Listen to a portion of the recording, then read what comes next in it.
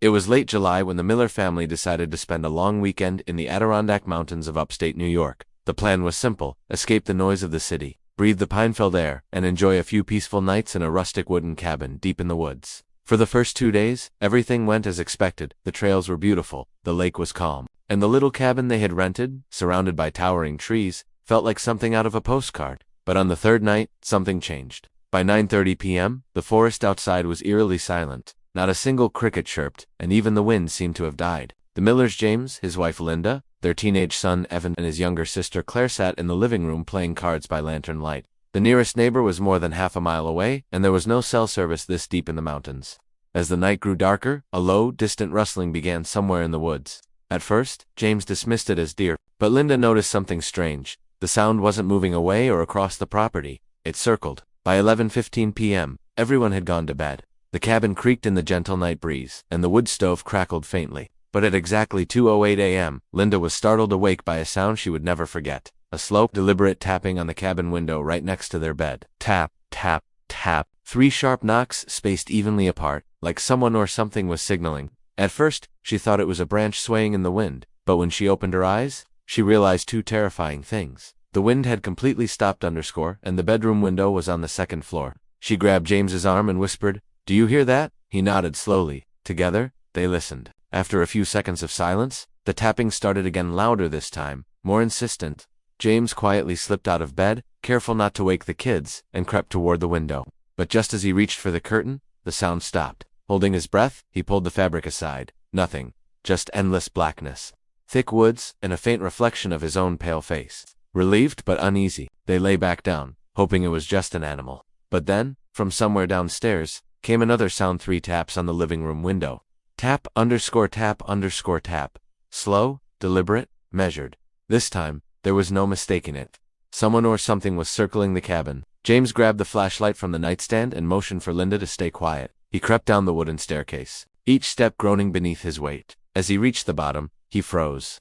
The lantern on the kitchen counter had gone out, even though he was sure he left it burning. The silence was suffocating. Then, without warning, something slid across the porch outside, a long, scraping sound against the wooden planks. Summoning courage, James unlocked the door and stepped outside. Sweeping the flashlight across the yard, the beam cut through the darkness, illuminating the clearing, the gravel driveway, and the tree line beyond. Nothing moved. But just as he started to lower the light, his stomach dropped in the dirt beneath the window. There were footprints, bare, human, and _small. He bolted the door, checked every window, and sat awake until sunrise. At breakfast, he tried to act normal, but Evan complained of strange dreams, saying he thought he heard whispers outside his window. Linda, pale and tired, told him about the tapping, and James finally admitted what he saw: small, bare footprints circling the cabin. That day, James decided to hike down to the lake to clear his head. As he walked, he noticed something unsettling. The forest felt wrong. The air was heavy, and he realized he hadn't seen a single squirrel, bird, or deer since the night before. Then he stumbled upon something that made his blood run cold. A tiny hand-carved wooden figure, crudely shaped like a person, hanging from a branch by a strip of leather. Someone had placed it there. He yanked it down and brought it back to the cabin. Linda begged him to leave it outside, but James tossed it into the fireplace, watching it burn.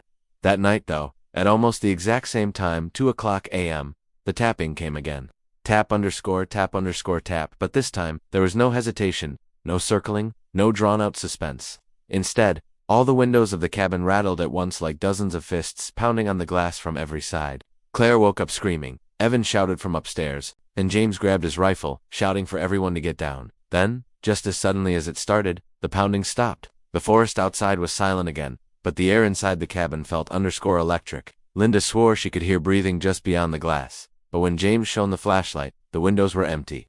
They didn't sleep at all that night. At dawn, James stepped outside to investigate. What he found made them pack their bags immediately and drive straight to the ranger station. Around the entire cabin, pressed deep into the soft dirt, were dozens of bare footprints, some tiny, alicata, like a child's but others were massive, too large to be human.